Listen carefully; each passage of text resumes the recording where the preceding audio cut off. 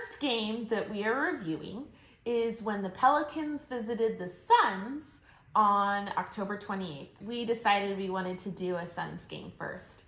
We were actually pretty excited to see the Pelicans as well, though unfortunately we didn't get to see a few of the breakout stars. So Zion and Brandon Ingram were both out due to injuries. The first segment we're going to review is That's the Ticket. We have a half-season pass, so this was one of the games that was in our 20 games that we get for the season, which meant that we don't know the individual cost of this game. We should have looked it up on Ticketmaster, and I have looked up other games in the section that we are in, which is in the second section, 215. And cost is probably somewhere between $30 to $50. Our second segment is getting there and getting in. So the main way to get there is driving, but you can also do the light rail system that they have. And if you obviously live in downtown, you can walk there. So since driving is the main method, we'll be talking about parking. There are a few parking garages near Footprint Center, but those are very expensive. And then there are a few parking lots relatively near, and those are also expensive. And then if you are okay with walking, you can park a few blocks away on like 3rd Street in Lincoln. You can see in the picture. And those are usually cheaper. And then for this time, we actually got there pretty early, so we were able to do street parking, which was free. So that was very nice. As far as getting in, there are 3 primary entrances, and for each entrance, there is security. Our third segment is hydration situation. For Phoenix or for Footprint Center, this means, thankfully, that you can actually bring in a sealed water bottle. But we each brought a sealed Costco plain regular sized water bottle and no problem. Our fourth segment is Concession Confession. For this, we decided to just go around the stadium and take some photos of the different places and the different amounts that we saw for food and for water and for drinks. We decided on pizza for what we're gonna get at each arena. So for this one, we got it at halftime and we went to Spinato's, one of the many locations they have there. Spinato's is the only pizza option they have there. And the pizza was around $14 and around $15 with tax, and it was pretty small, like the size of my hand. We have a picture, you can kind of see in that one. And it was pretty good. I'll give it like a 7, maybe, I don't know, 6 or 7. I think I would prefer it to be bigger, but for the price that we paid. But yeah, it was pretty good. Our fifth segment is the Loo Lowdown. We felt that there were plenty of women's bathrooms. We did get there pretty early. This was probably about an hour before tip-off. No lines, you can see the photo there. 2 rows of stalls. There was one thing in the stall that I went into. It was clean, but the toilet paper had been taken out of, like, the toilet roll. I have a picture there. Toilet roll had been taken out of the canister and put in the corner on the trash can, and you had to kind of take it off of that. So for that reason, I'm giving this bathroom a 6. Our sixth segment is Are You Not Entertained? So we'll be talking about the hype video and basically just the entire experience before the game starts. What the Suns do is they turn off all the lights and then they have you turn on your flashlight on your phone and you get to like move it around, go crazy. And then they usually have like fire and then they show the hype video. And this one was 90s theme, I guess, because it was the 90s theme game. But pretty cool. I liked it and like the music. I would rank it at about 7.5 for me. It's good. I like it, but I know there's better ones out there.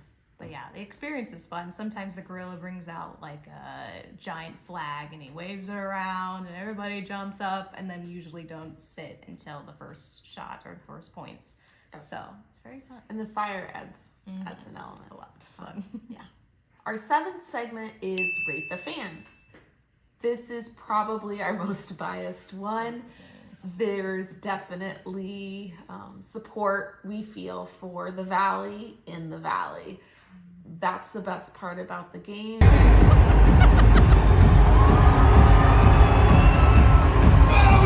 on, suspect!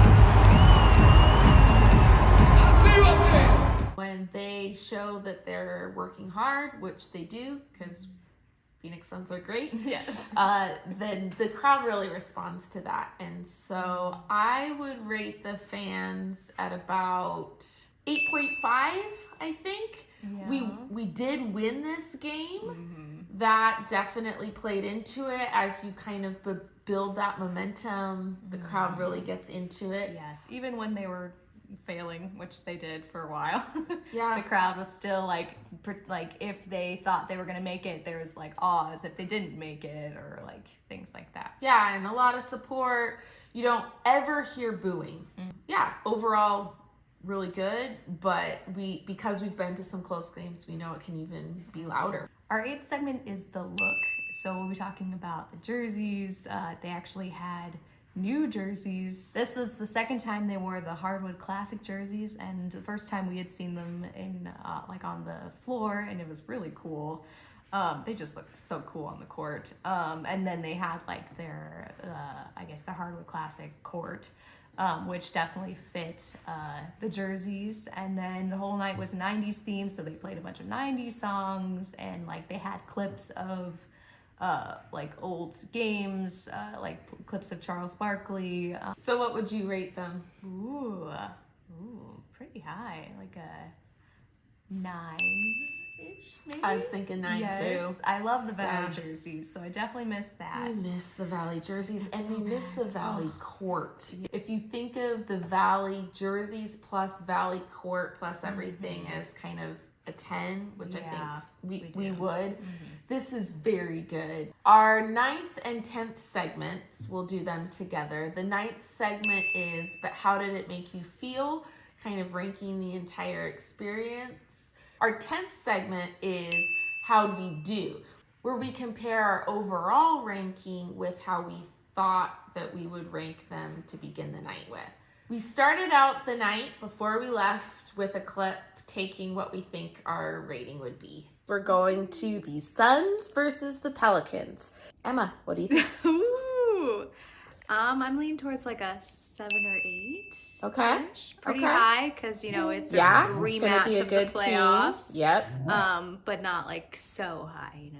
Like I think they'll still be good though. I'm going to go 7.8.